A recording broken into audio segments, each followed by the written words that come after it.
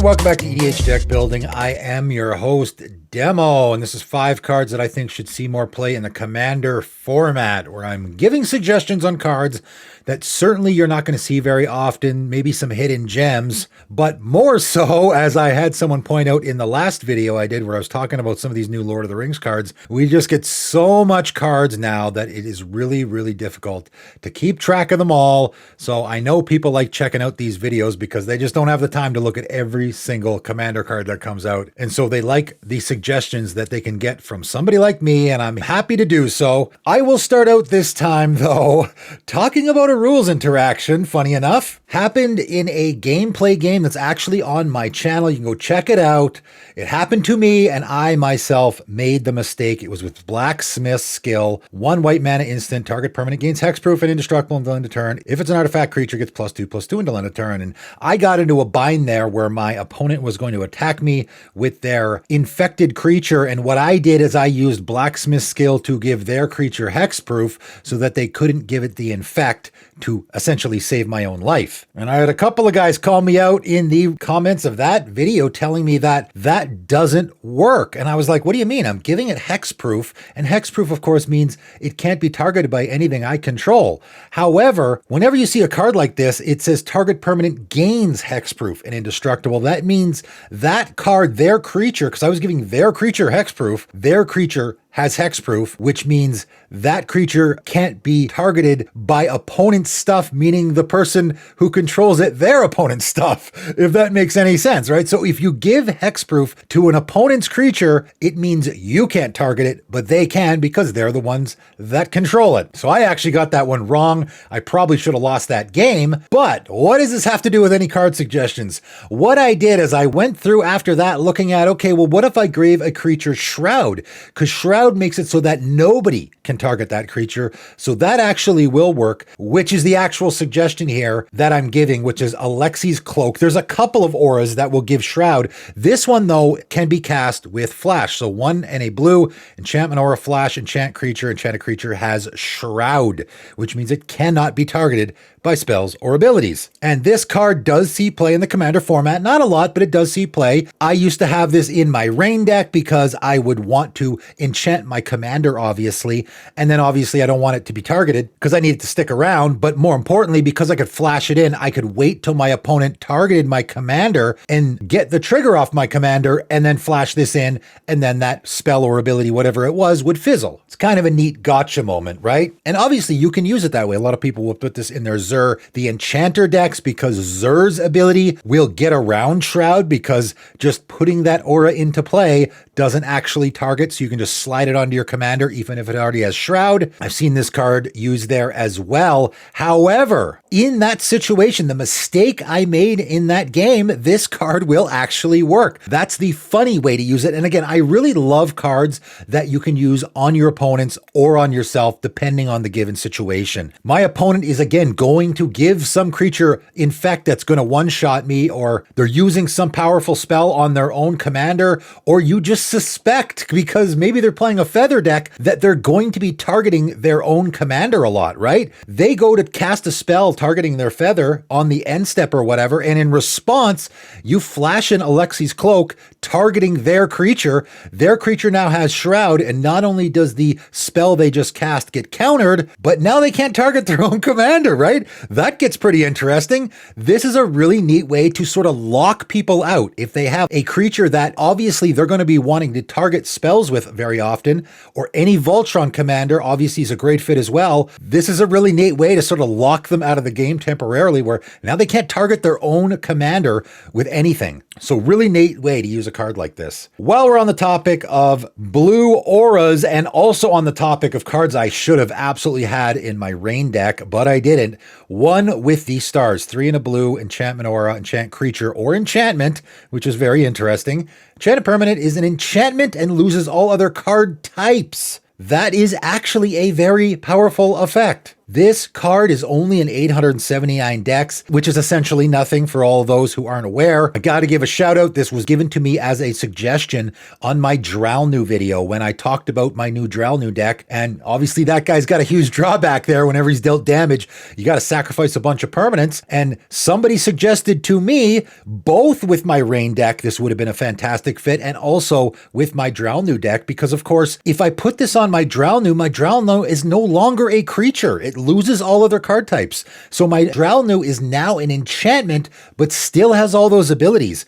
So of course that means it can't take damage. I mean, how do you do damage to an enchantment? You can't. There is no card that does that. So by putting this on my commander, I'm basically shutting off that really bad downside, and then I still get to use the ability, which is what I want, right? Fantastic fit in any Dralnu deck. Fantastic fit in any Rain deck, because again, you just want your commander's ability. Any deck where you just want your commander's ability and you don't really care about it being a creature at all, this will just turn your commander into an enchantment, which makes it way harder to get rid of, because of course enchantment removal is, I would say, likely the scarcest of all the targeted removal in the commander format. But of course, creature removal is the most popular one, and especially creature board wipes are the most popular one. People are casting creature board wipes all the time. Your commander will survive. This is actually a fantastic card in that situation. Any commander that you don't want to be attacking with, you don't care that it's a creature, right? You just want the abilities. Furthermore, it can be used in the exact same situation on your opponent's stuff, right? This is just enchant creature or enchantment. Again, I'm not sure why you'd want to turn an enchantment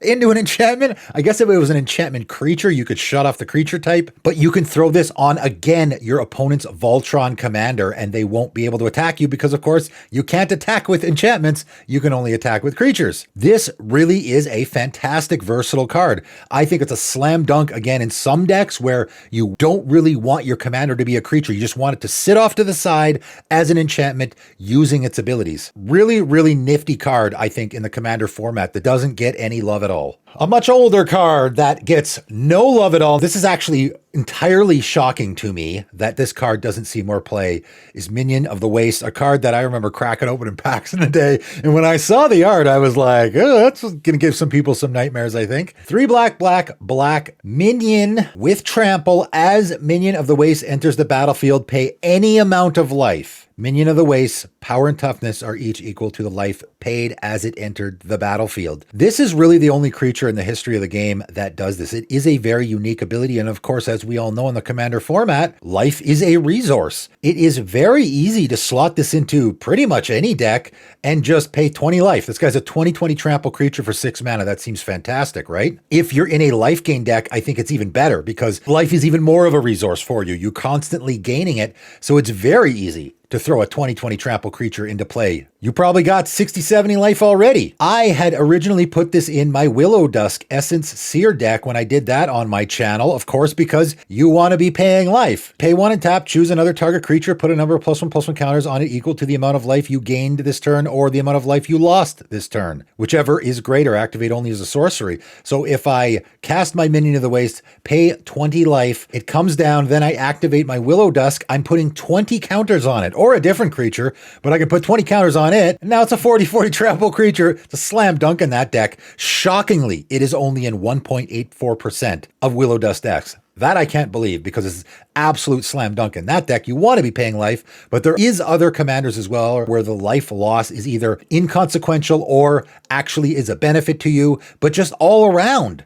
This is actually a pretty good creature and is shockingly only in 494 decks on EDH Rec. That's practically nothing at all. It is certainly not an expensive card. It's under $1. This is really a great card in the commander format, I think, that should see way more play. Not quite as unpopular and not quite as old is Traverse the Ulvenwald, the card that I've been playing for a long time in my Name is One deck that I really think deserves a little bit more love in the commander format. 1 green mana sorcery. Search your library for a basic land card, reveal it, and put it in your hand, then shuffle. Not a great ability, but not a useless one as well, right? It's very easy when you have a card like this to keep a not great opening hand as far as lands go, right? If I have this in my opening hand and only 1 forest, I might actually keep that hand if the rest of the hand is really, really good, right? Because I can turn 1, play this, go get another basic land, and of course, I can mana fix with it as well. I know it's not actually ramp, but going to mana fix with this is not actually a terrible play. You know, I mean, it's something. It's not nothing. I'm not saying it's great, but it is certainly not nothing. If you have Delirium, though, meaning there are 4 or more card types among cards in your graveyard,